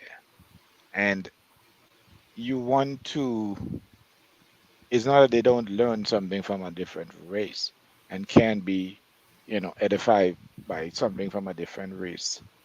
But it's just that it feel more, or I wouldn't say feel, it would give a more greater impact when you look at someone who you can relate to a certain extent. See what I'm saying? You can relate to, because when you see them, you can see yourself as well. Because but if you're talking about learning, you can learn from anybody. Once they have good ideas, once they have good thoughts, you can learn from anybody. But I'm just saying from a standpoint where it is, where I grew up, it is, black wasn't so much the thing, because everybody that is white, they have big positions. You used to have to be white to work in a bank. Not in my time, but when my grandmother and grandmother, you had to be white to eat. No black people used to work in the banks. So you have to understand the dynamic whereby they literally push out a lot of people who can do the job, but because of their skin color. Yeah. Because a sister was saying that, hey, me and this girl go to school together, and I used to come first, she used to come one before the last. And she got to work in the bank because of her color. So when you look at it from that perspective, you will feel more appreciated hearing it from someone who you can relate to, and not from it's not just the color. It also to do with the spirit connection as well too. See what I'm saying? It's not just the May and I and color. add something? and I'll agree with you there. I'll even state this that that could possibly be the case. But I think on both sides there could be trade offs. To give an Absolutely. example, like take for instance, my kids, um, and I don't know about Violette, but I'm just assuming. Maybe she could correct me if I'm wrong. But seeing two people who do not look alike, as it were, cooperate and do things for your upbringing, and to see how they interact with each other, um, and not just interact, that they love each other. Um, I think that gives another perspective to children when they go out into the world that other people may not be able to see, because they were created by two people who are in a loving relationship with each other and know how to interact and for the greater good of Mhm. someone else. No, I completely agree. And I'll add the layer to that. It's not only the two people don't look like each other. I don't look like my mom or dad. Like, I don't literally look like my mom or dad. My mom or dad don't look like them like each other. Yet we're still a family union. Like our love, respect for each other goes beyond that, obviously, right? So Right. SKC, yes, there is merit to that for sure. I think what Dev is alluding to is maybe a different. I think today, now more than ever, we can afford to think this way. I think Deb was alluding to a time where we couldn't afford to think that way because there was a real reality of things, like being able to work in a bank if you were white. Like, that was a hardcore reality. Whereas today, not so much. So we can afford to think what, like the way you just described, more today. And I think the mistake people make is that they're referring to a time that Dev was speaking to and talking about it as if today is the same thing. And that's the mistake, and that's a danger, right? I think the point you made, it should be emphasized more today. Yeah, Well, I agree. I think that, and not to discount anything that Dev is stating, because um, um, my parents and my grandparents had some of Yeah, yeah, yeah. those experiences. Mm-hmm. Um, However, I think, as Violette was stating, that passing those things down to the newer generations with with an idea that things aren't going to change, and that's it, that's how it's going to be, and you have to operate and behave in this way, becomes, I think, a disadvantage in 2022 and beyond. Absolutely, yeah. All right. So Zach will go now. After Zach, TBC has a question for Violette, but Zach, try and keep it kind of short so that TBC can get his question. I'm gonna Charles, mute my mic. My computer sees up. Okay. That was the intention throughout the whole time, to keep it short. You know, I'm just a passionate guy. I've seen a lot of shit. You know, at the end of the day, listen, as an adult, I don't subscribe to collectivism, nor do I subscribe to individualism. I'm not an atheist, nor am I a Christian. You know, I just want people to understand that, you know, everybody has anger in life. We're living in a post-pandemic society. People are getting evicted. People are losing their jobs. I get it. It's frustrating. My mom died when I was 10 years old from breast cancer. I fucking get it. Life sucks. But the last thing you should want to do as an adult is to project your frustration onto another person who really doesn't want anything to do with your anger. Because I just feel like as an adult, it's extremely selfish of you to do that, right? When you want to help yourself and when you want to do it in a desperate way, then people are going to go out of their way to help you. But when you live in this world where everything revolves around me, then it's like, how can I even have a conversation with a person like that, right? Like, how can we do that? So when we see these interracial couples, it's like, instead of getting angry, why don't you ask yourself, what put that person in that situation to be with someone outside of your race, instead of thinking, oh, they're being a race straight? I mean, I just look at it like that. That's just how I see it, you know? No, I agree, Zach. And I think people love to be in other people's business when they have no business doing that in the first place. Like, people are so nosy and so judgy and think that, you know, they could, a couple walks down the street, interracial couple, and they think they have those two people all figured out, when it's none of their business really. To Like, you don't even know how they met each other. You just don't listen. You don't know anything. Don't try to sound like, don't even put yourself in a situation where you can look like a fool. You don't know about that situation, just shut your damn mouth. That's just the way it is. Just the way it is. Just keep it at that. You know? Agreed. So TBC, go on with your question. So Violette, am I pronouncing that correctly or? Yeah, it's Violette, yeah. Okay, Violette. Okay. So I've never been to Quebec or Montreal. So I was wondering, is it true that because I've heard that there are many people who are racist in Quebec and Montreal. Like, is that the most racist part of Canada? Is that true or is that false in your experience? Well, I live in Montreal. Montreal is super diverse city. And so I haven't encountered anything racist, the minor comments, nothing scarring. But outside of Montreal, yes, it can be a bit tricky because then it's predominantly white, like overwhelmingly white and francophone. And so the reality is completely different. I mean, I have family outside of Montreal on my dad's side. And so when we do visit them, we get a lot of stares because they've never seen a colored person in their lives. But I mean, it's nothing to... I approach those kinds of people with compassion and understanding that, like, they don't know what they don't know. So it's not my job. Like, I don't need to project anything onto them feeling uncomfortable towards me. It's not about me, it's about them. And so I approach them with respect and kindness regardless, right? But yes, it can't be harsh outside of the city center, being Montreal. But I mean, like, in any other place, you will encounter ignorant people who don't know how to deal with diversity, right? Miss Violet, may I please just add something to that? Yeah.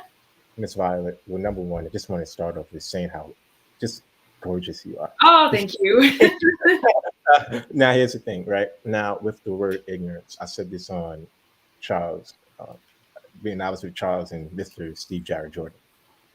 I've met some really intelligent people in my life, like real borderline genius.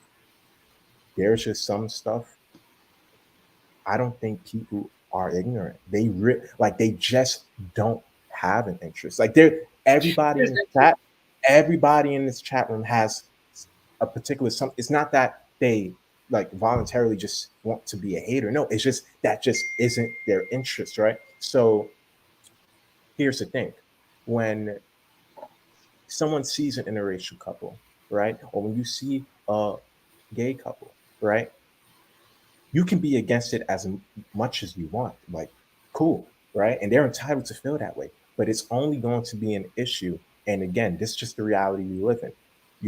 Interracial couples, like, and it doesn't really happen that much in the States, but I think in Europe, like in European countries, people will attack if they see a interracial couple. People will try to attack you if you're a homosexual, right? So we live in a world where people are just going to be against whatever the fuck you stand by, right? And can't act in cowardice, right? You just can't. And I'm not saying you have to be a barbarian, no, but you need to have the ability to articulate your points. You need to have the ability to stand on your own 2 feet, because some people just you have some white people, like I'm going to add this.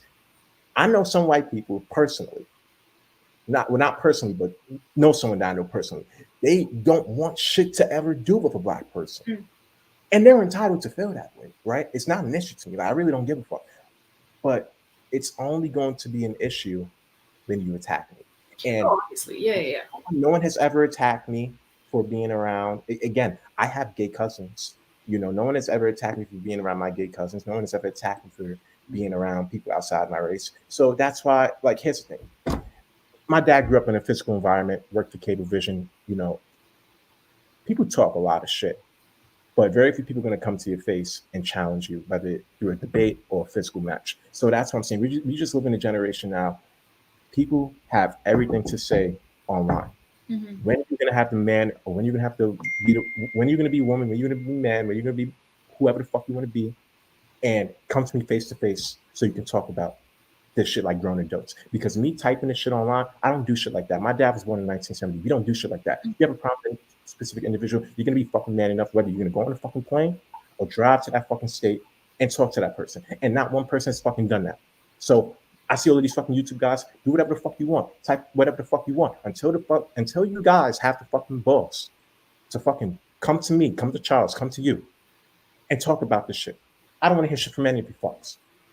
Because this typing shit, children do that. I'm a grown ass man. You're a grown ass woman. Charles is a grown ass man. Grown adults handle shit differently. No, yeah, I agree, and the clarification you made about not having an interest in something is true, and they also hold the right to not be interested in engaging in anything if they don't want to. But yeah, it's true. You're right.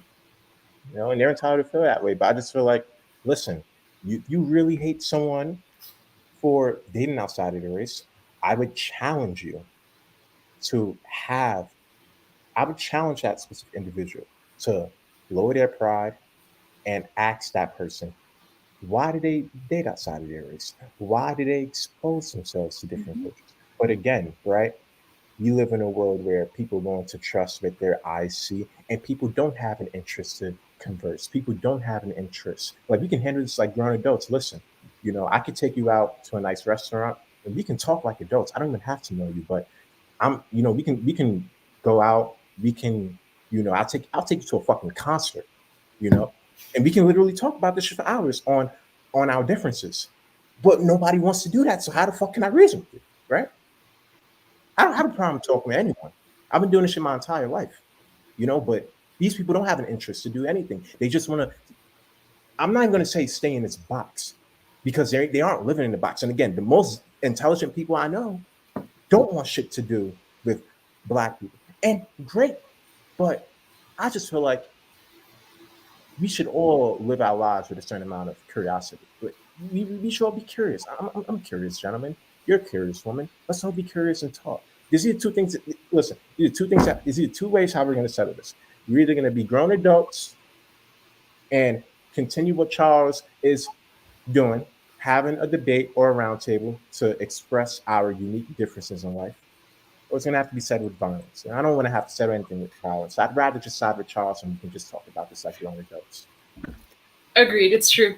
Yes, talking more than violence, definitely. I don't want any violence. I'm a pacifist at heart. I don't want any fucking violence. I'm just gonna side with Charles. I'm going to keep on going to the show. I'm going to keep on listening to Dr. Mason. And I'm going to keep on being curious. I'm going to keep on looking at your beautiful face. And I'm going to be more curious. Thank you. Well, the reason I asked is because I have a friend who he's an immigrant from South Sudan, I believe, and he grew up in Quebec, Where? not in Montreal. You know? I'm not sure. It was a small town in Quebec, and he said Yeah. he went through a lot of racism when, Yeah. especially when he was a younger, and he was more vulnerable, I guess, before he was older and he can fight and everything. But it would be adults even be racist towards him. So I was interested in hearing that. Yeah, I've also heard. sorry, I'm cutting you off. No problem. Go ahead. You finished? Okay. No, it's an unfortunate reality. It's true. I have friends, mixed friends, Black friends who live outside of like the city centers and in the region, we call it here. And yes, it's an unfortunate reality because, there's just not that many colored people in those areas, right? And so they retaliate in that they retaliate in that way, and it sucks that they have to go through that. I was having a conversation with my friend just yesterday about me not understanding why certain immigrants, when they immigrate to Quebec, go to these places when there's cities like Montreal, right? And she had the great point of like, well, when you're moving here, you'll go anywhere where you have a job. Just like when you're in survival mode, you'll go anywhere to get what you need to survive, right? And it just so happens that in those places, that's where there's the job openings, and then that's just where they end up going. But I had the argument of like, but in a city, you have diversity. You have people. You will find people who look like you, who might come from the same place as you do, and you might even find the better resources, right, to just live in a better environment. But yeah, That's no, it's a harsh reality. Yes, That's true. I'm aware of it. Yeah. And also, I think it might it psychologically affects the children who grew up in that environment. Like even as adults, I think they might have. I don't know the correct scientific term, but I think it might have a psychological effect into how they view themselves and how they handle situations when they're older. But that's for a different video and a different time. Yeah. No, but yes, you're right. Thanks for that question. Yeah. Yeah. So we're going to be wrapping up shortly. So my fine. Why? You're having fun, but my wife she's screaming for. Are you not done? Are you not done? She wants me to be done with this now. So you'll get it. Yeah, you have to keep the wife happy. So Yes, that absolutely. But for the brother with the cap there, I understand what you're saying, but you have to also put into perspective that not everyone who claims to be an adult is on the same level. Yeah. So as much as you want a lot of people coming to you and talking and have a discussion, a lot of people is not where you at mentally. No. And sir, Mr. Dev, I understand that. But at the same time, listen, like I said, I only went to public school because it was literally a choice that, I decided to make, and I look at it like this, right? You call yourself a man, you call yourself a woman. Grown men and grown women don't spend all fucking day talking about other people's business. If it's really an issue to you, you're going to be man or woman enough to have a conversation. If you're not going to have a conversation, don't fucking post paragraphs on fucking blogs. Don't fucking have 2 to 3 hour lectures on why interracial dating is bad. You call yourself a man, go up to an interracial couple and ask them why. You aren't going to do that. I don't want to hear shit. End of story. Because you just don't know. You don't know people's situation. You just don't know that. And that's what's so ironic to me about Black culture. It's like we always say, oh, fuck him, fuck her, fuck the white. Like you don't even know how much destruction we cause to ourselves, right? And it's like when you start to talk about this, you sound like a bigot. You sound like you sound like you're supporting the white man. But it's like, listen, I'm not doing this shit with grown adults. You guys are gonna stop the lazy shit.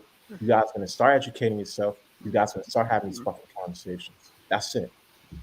If you aren't willing to have a conversation, then don't try to don't try to get in other people's business. But I just feel like as a grown adult, like why would you do that to yourself? Why? Just Yeah, why? but why are you doing it to yourself? Because you can't stop them from saying what they want to say. They're No, gonna no, say it anyway. So why are you pissed about it? it's not that I'm pissed, and it's not I that can I see have. it. Yeah. No, I'm not pissed at all. I'm just animated. No reason. Oh, okay. Okay. I'm learning. No, listen. If I'm pissed off, only person who's gonna know I'm pissed off is myself, right? All I'm, Obviously. all I'm, all I'm saying is this, right? All I'm saying is this. The last 2 years have like we were living in a fucking segregated world, literally, and it's like it does not have to be like this. Like, Just remember, Charles' wife is going to put him on the couch. So No, no, no, no. We don't do that in Africa. We don't. No wife is going to send her husband to the couch. I just had No, to get that in. no, no African man is going to take that. I You're going know. to tell him that I go, know. go. No, it's not going to happen. I If she's know. not comfortable with sleeping with you on the bed, she can take the couch. But Yep, I I know. anyway. I would like to allow Mr. Dev to. What are your thoughts on race, Mr. Dev? I would like to. I would really. Oh boy. Okay. I'm gonna keep it short because I know No, just keep it Charles' short. Yeah, wife. keep it shortly. Then Yeah. Wolf has some interesting questions that we have to address. Yeah. Violette will lead Yeah. with the questions, and then Yeah. Let me before we just. Well, my thoughts is that as I was saying earlier on, we have to understand where it started and why it started, and what is the purpose of it. Because we getting worked up over and getting emotional and even getting violence with it, and we don't understand the foundation of it. A lot of us, we just come and regurgitating stuff that we hear, but never dig and go deep to research and find out what was the main purpose for this, what was the intent. And once you have an understanding, then you can control your emotion from not going with the crowd. Because now you understand, okay, this was done for that reason and that purpose. So why am I allowing myself join with these fools here and getting on in that manner? See what I'm saying? So once you understand the foundation of it and what was the purpose, who was it intended to, yep, then you have a better understanding of dealing with it from your individual standpoint. I'm not talking collectively, because it starts individually first, and we just come together and make a more louder noise. That's just my perspective on it. And it's great. yeah. Yeah, it's great. Violette, are you there? Want to take some of Wolf's questions? Yes, I was just scrolling through the feed. That's why I turned my camera off. But Wolf earlier had asked about, interracial dating being like a solution for white guilt. And I even saw, conversation about reparations, and some people use that as a reparations argument, which is absolutely ridiculous. But, just to address the idea of, interracial relationships being a solution for white guilt, whoever engages in that, that's their prerogative. I don't think that's a good way of putting it. I haven't dealt with anybody who's personally, told me that that's why they date black people. Like, I haven't dealt with a white person telling me they date black just to repair for their white guilt. That's a very twisted way of putting things. And then again, reinforcing some form of racism in thinking of not viewing this black person as a person, but rather as I don't know how to say it, but just not a person, basically. And I don't know. I haven't interacted with people who hold those kinds of views, so I wouldn't know what I would say to them or say to that in general. But I thought it would be an interesting comment to bring to the discussion. Yeah. And maybe in another stream, maybe we can even expand on that. Mm-hmm. Yeah. So, TVC, you wanted to say something? Oh, I was just going to say, it sounds so ridiculous that it doesn't make sense. How does that solve anything, or what does that fix exactly? But you'll be surprised that there are some white people that would think that way. That would think that my dating a black person would somehow make up for some of the things that's happened to black Well, people. when you already have that, It's not. It's not. I can't put it past. I can't put it past some woke white Oh people. yeah, no. That's Charles, exactly it that's very happened a lot. typical It of happened woke. a lot in Grenada with the Really? Rastas. With the Rastas, white women come from way over the world and come and friend and live with white Rastas. My driver was just telling me that yesterday. What is wrong with these white women always coming down here and shacking up with Rastas? That's just their I'm interest. serious. That is I was just ridiculous. talking to my driver yesterday about it, and he was saying because my cousin he's a Rasta and he has a white Italian, so he was making the argument. You see them on the beach with Rastas, I don't know what it is. I don't know what it is. Trust Dev, me. Dev, you know it's a thing in the Caribbean. Then trying to jacket them, forget the deal. It's hard. Right. You know what's up. It's true. I have a It's hard true. time seeing It's any true. dignified Rasta man doing any engaging in any kind of Yeah, it's true. It's foolishness true. like that. But But is that from guilt or is that just from attraction? Sorry, that TBC. Is that from guilt or is that just from attraction? It's a come up. It's a come up. It's a weird. It's attraction twisted into Come uh, up. commodification, trying No, to no, Fetishization. yeah, fetishization. yeah, fetishization. But I mean from the like the European woman's perspective. Is that attraction or is that guilt? Because it happened in Jamaica too. Mm-hmm. There's a whole program with it where they come down just to Mm-hmm. have sex with these black men, and I don't know what is it about.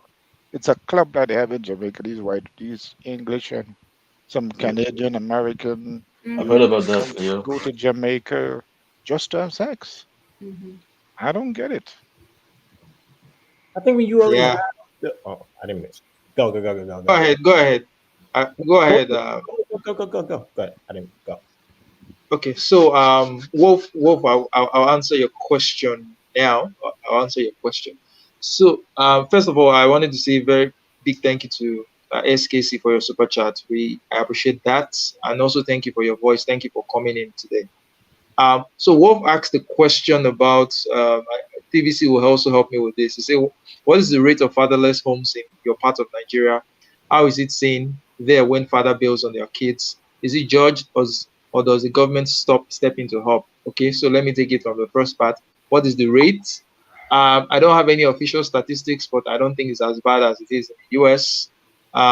Number two, is it seen as bad when the fathers bail on their kids? Yes, hell yes, it's seen as bad when you bail on your kids. In fact, for some people, once you get a girl pregnant, you automatically have married her because your parents and her parents will just bring her to your house and And she'll leave just it. start living with you. Yeah, Exactly. so Exactly. you can't get someone pregnant and just leave her on the streets. You married her automatically, so you have to take care of the kid, and you'll be seen as irresponsible if you don't take care of your kid and you don't take care of your woman. But that's However, how it work. there That's are how it work biblically, you know. That's how yeah. it work biblically. However, you will always find deadbeat men everywhere, even those that are legally married to their wives. Some of them might be in the same home with the wives, but it's the wife running, she's the one providing for the family and all that.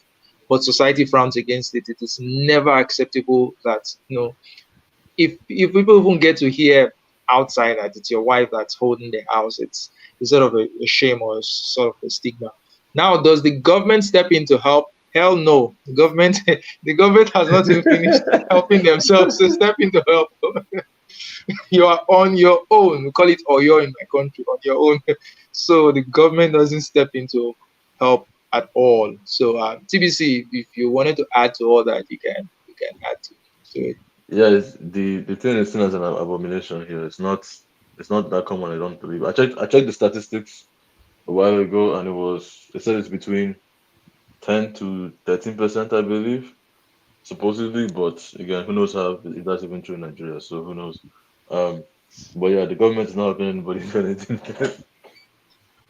Wolf, did you ask because of this whole thing in the States where single black mothers were getting a check from the government if they were single moms? Is that an accurate because I feel like there was a moment in history around the welfare, I think 60s, 70s, I'm not quite sure, where single black mothers were being given a check, and in that way it kind of deconstructed the black family unit. Merely, yeah. And you were being rewarded for Yeah. having a broken home type of thing. Look here, the government, yeah, that was to break up the black family. That was what? Sorry. That was literally to break up the Yeah, black yeah, family. yeah, absolutely, yeah. Mhm. Yeah, I Yeah. think that was like 40 to, well, I'm not sure, don't quote me on this, but is it between 1960 and 70 to be around that time period? Yeah, around that time, 60s all the way up to like 70s and stuff. Now, my question on this would be, was this done deliberately, or was this just an inadvertent effect of the welfare policies? Did the politicians, did they know that this welfare policy of, incentivizing black women to not have men in their house was going to destroy the black family? Or it was a genuine way of trying to help single black women, but it just turned out to be bad, and it just turned into sort of a cancer? No, they wanted to rip up black family. They know what they were doing exactly. My answer would depend on which party was in charge of that. If it was the Democrats, I would lean into the fact it was deliberate.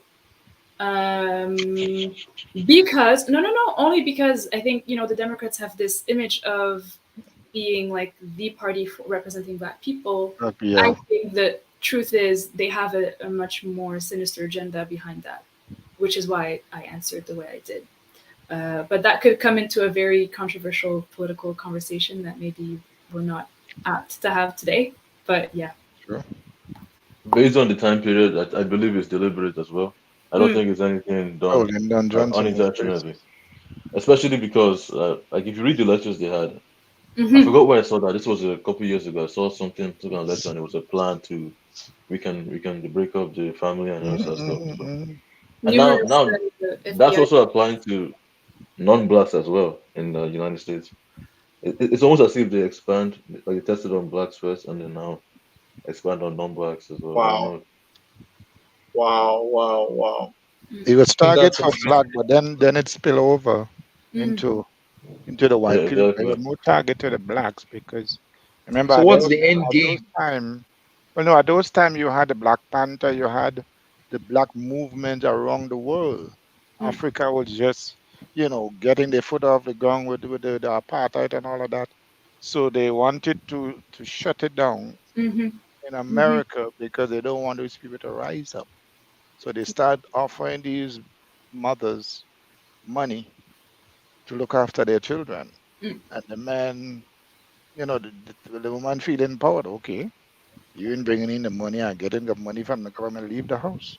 And the man have to leave because they will come around and check.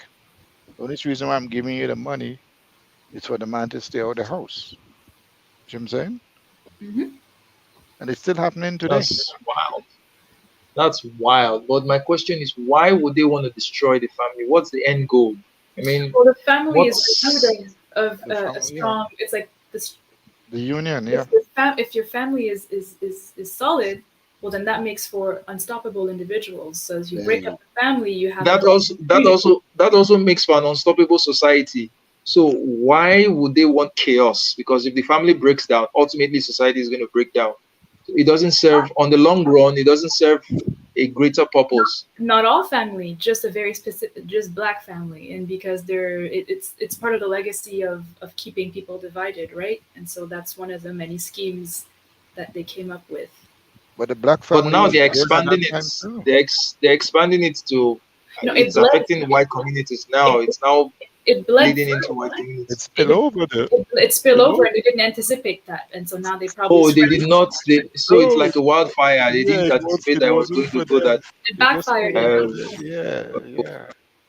that's You see, the black crazy. family was growing at that time. Mm. I mean, the black people was producing at that time. A lot of babies was coming forward. So you have to understand the whites who is in authority really scared of the black people rising. So they always try to find some way to put a spoke in their wheel. The same thing with the Black Panther. There are many other groups that they undermine once you find you're getting too strong. Mm-hmm. and you feel like a threat to them, they Mm-hmm. find a way to take you out. Mm-hmm. That's just how they work. Shame Oh to say, yeah. but that's just how America operates. Listen. They Yeah, don't I like think Mm. that. feminism came in to play a role in that definitely, and it affected professional Black women for sure Yep. the most. And then they didn't have kids, and Yeah. then focus on career, and all in the name of being a feminist. But that's complex to unpack. That should be a whole separate. Yeah, Story. I think we That's should the have next a topic. stream on the impact of feminism on the Black family. I think Mm, There you go. we Good should do topic. something like that. Yeah, and definitely. Violetta, I will need you to be around for that too. Yes, I I Need will to, know be it. there. we need to just work on that. Well, it's been a good 2 hours of a very fruitful conversation, and I want to wrap it up here. So my final question to you, Violette, which is like the title of your article: do you think that interracial relationships are the key to solving racism or to doing away with the concept of race itself? I think that I have to be careful because that statement has been used in France, for example, in a very terrible way. So, for example, just to give some context, in France, it's like this common thing to say that interracial or mixed kids are the solution to end racism type of thing. But what that statement doesn't address is the very real realities of, having a racist parent, in that mix and that affecting the child. So it doesn't end, being a part of a interracial union doesn't end racism per se.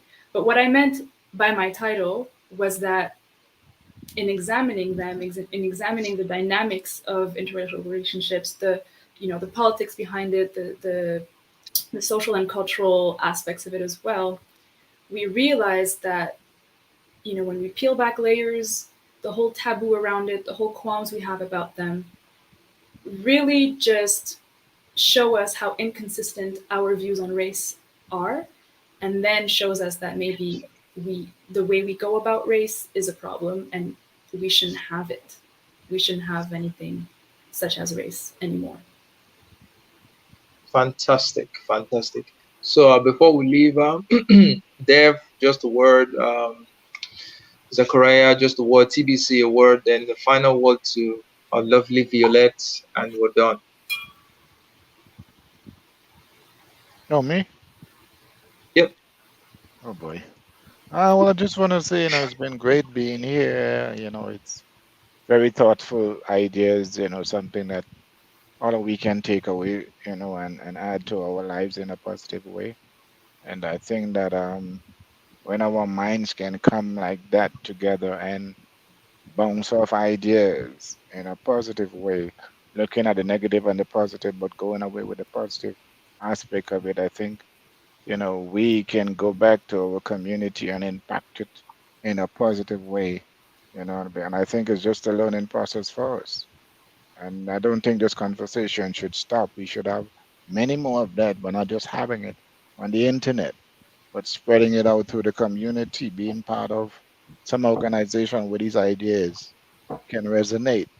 So the people on the ground who needs to hear it most can hear it and transform their lives. Mm-hmm. So I don't think, Charles, I think you might have to do one in the community. I'm taking you out of your comfort zone. Yeah. Yep. Yep. Thank you for having Thank me you. here, and I appreciate it. Thank Blessings you, to Dev. Thank you, everyone. Dev. So, Dev, TBC has been wanting to ask. He's been asking, where are you from? Are you from the Oh, Caribbean? Maybe you just answer yeah, I'm his from the question. Caribbean. I'm from Grenada. From Grenada. Okay, so TBC is from the Caribbean, so Grenada. So TBC, you go next, then Zachariah. Before Violette. Listen, I don't have much to say. I just have to keep on living the life I have to live. It doesn't matter what that specific person looks like. I've seen a lot in my life. If other people want to do them, let them do them. You just focus on me and focus on the people who want to focus on progressive people. So you you fixated on racing, it's just going to be your life. I don't know what to tell you. Just plan. So Thanks, Zach. Fantastic. TBC. Yes, so thanks for the conversation. I think we ended up agreeing on more things than I expected. So it was interesting, but thank you, and on till next time. All right. Violette, Yes. last word to you before I say anything. Sure. Well, thanks everyone for joining in, chiming in, listening. I always appreciate being invited to people's platforms and just share my thoughts. I think I'm new to this ish, and I'm embracing it more and more. I have my own platform. I mean, I write on Substack. So if you enjoyed this conversation, I think you might enjoy my work on candidthoughts.substack.com. Charles maybe might include a link in the description box, I guess, once it gets on YouTube. And yes, just thank you for being open to what I have to say, and thank you for receiving it and participating. Yeah, thank you, Violette. So definitely, I'm going to include the links to Violette's to her Substack. She writes beautifully. She writes very, very beautifully, and it's definitely worth checking it out. And also, guys, thank you for coming. Thank you for the support, for the Sorry, views, the Charles. Can you put likes, it and up everything. here?